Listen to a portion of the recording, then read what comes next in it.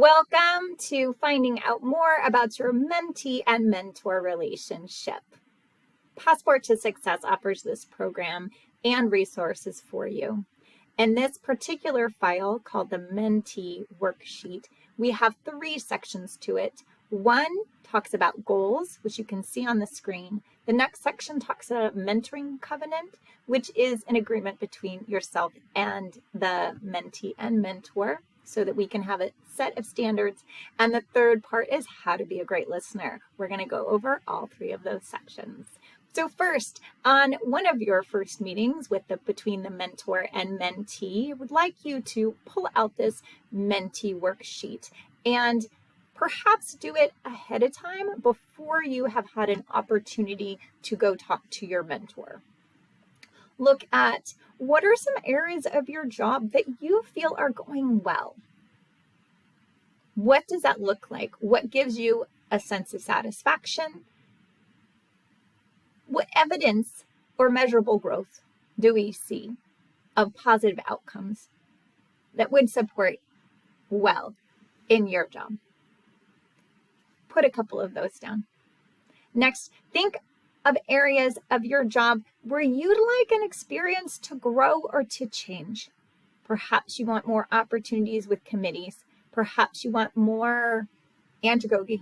Perhaps you would like to understand the workings of the institution better. Perhaps you want to impact the culture. What would you like to have more experience in or more growth in? Then from there, number 3, of the areas of needed growth or change that you identified, what are the top 3? So I encourage you in number 2 to have at least 10 things. Where do you want to go? This is the beginning of a developmental path for you within your profession and how that matches with your personal life. So I'd like to look at that. List the top 3. From those top 3, when you are going and talking with your mentor, which of these would you like most that you think your mentor can assist you with in terms of development? Why do you think this is the perfect one for you to work on with your mentor for this year? Number 5, what are your expectations from this mentoring program? What are you hoping to learn, gain, and experience? Again, these 5 questions will help to narrow you to one focus for this year with your mentor.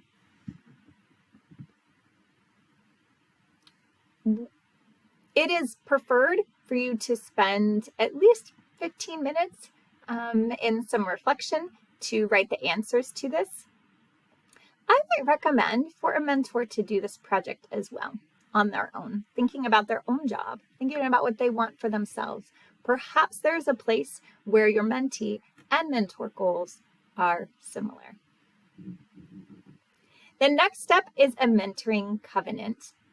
A covenant is simply an agreement between the 2 of you talking about respect. So in the mentoring covenant, as I hope for you to read together so that we commit to meeting a minimum of once per month throughout the academic year. We commit to contact one another if we cannot make the appointment, so no one is stood up. We commit to strive for honesty and openness in all interactions. As a mentor, I can commit to giving honest feedback, and if I believe it may help the mentee grow and succeed at STCCE. As a mentee, I commit to being open and reflective about what my mentor shares with me, even if it's initially difficult to hear. I recommend that you say these out loud to each other in your meeting. It'll take about 1 minute. It's not a long process, but please, it will help to hear it and to say it out loud. We commit to honor one another's privacy by keeping our conversations confidential. Unless the mentor is concerned, or mentee, about the safety of someone, then that would be the only time that we would request they break confidentiality. So anything that you say to your mentor will not come back to me, Passport, or your supervisor. That is not the intention of our program. Therefore, please be willing to share and ask questions that you need asked. We're providing that space for you. We jointly agree on the goal of our mentoring relationship. Hence, this is the second page so that you can agree on that mentoring goal ahead of time before you make a commitment to agreeing to that goal.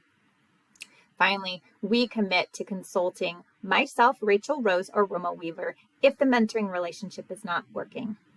Mentoring relationships are super unique. They are very personal. It's no one's fault if a mentee-mentor pair doesn't work out. Consulting us will provide you with an opportunity to reorganize, producing a bit more fulfilling and useful experience for everyone.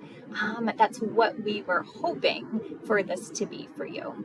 We have successfully reordered individuals before, and they've had great mentoring experiences. So it doesn't mean that we don't like the other person. It just means that as we especially are looking at our goals, perhaps we figure out that we need somebody else who knows more tech, or we need somebody else who knows more in an area that we're looking for that goal to be made. Finally, hints to be a good listener. Remember, you are to be a good listener as a mentor and as a mentee. So first, pay attention to what's being said. Pay attention to the actual words. How many times do we think that we're like going behind what they say and then what they really mean is this? We are adults. Let's take what people say at face value in front of me. If you're telling me something, I want to believe that thing and not think that there's another motive behind that.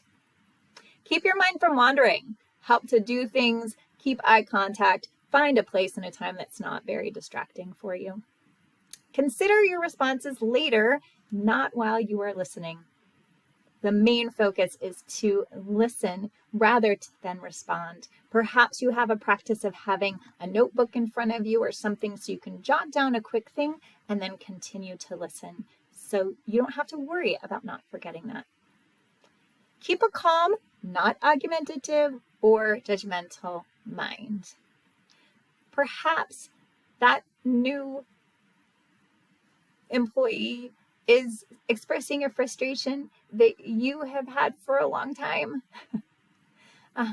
It is new for them. Allow them to have that new place.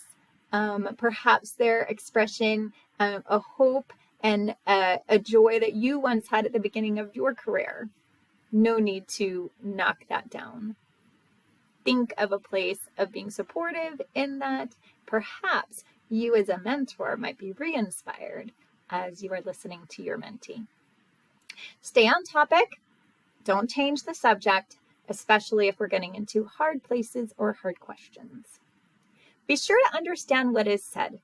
I personally like to say, blah, blah, blah. Did I hear you right?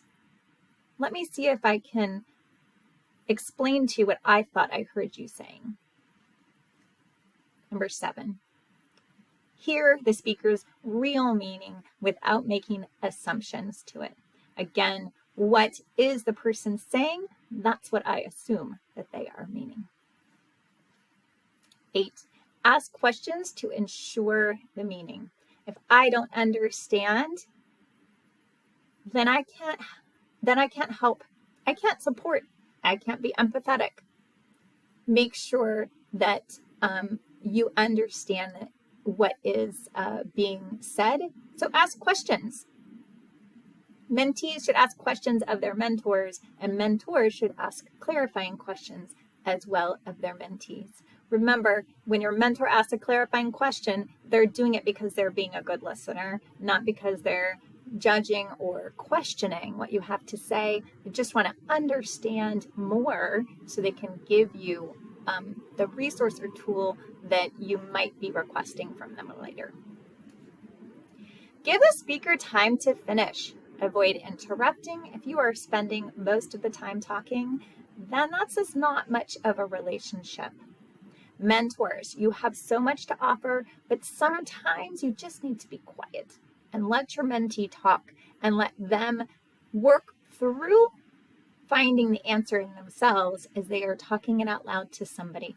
Perhaps they don't have anyone else in their life or someone safe in their department potentially to have these conversations with. So they just want to talk out loud to figure out maybe a frustration, to figure out what should I do. Don't jump to problem solving. Ask, what do you think you should do? Wait for them to ask. Wait for a mentee to ask for your opinion before you give it. Listen for main ideas. What is the essence of what is being said? Check out body language. Is this person uncomfortable? Are they being triggered? Are they having bioreactions? Are they happy? Are they sad? And should we move this conversation to another day? Keep your face towards the speaker. Make sure that the individual feels listened to. Sit if the speaker is sitting, and stand if the speaker is standing. Make sure that that is not a difference in height at times can feel really demeaning. So please watch for that. Again, I bring this up when I'm thinking of students. I stand in a classroom, walk around, and my students are sitting. I like to back far enough away or bend down so that I'm at the same level when I am talking to somebody else. Stay alert, but stay relaxed. So try to feel comfortable. Show your intentions to stay and listen and not rush off. If you know as a mentor, I only have 2 minutes, then please start the conversation that way and say, but at 4 o'clock my meeting is finished and I gladly will call you back. It is hurtful when somebody starts a conversation and you're just itching to leave, or there's annoyance on your face because you're running late for something that you need to be at that's important for your position. So please make sure that there's a clear time. Is this a good time to talk? Yes, it is. I have 3 minutes. Is that enough time? So that we know and can address that. I look forward to your experience this year and having a great mentor-mentee relationship.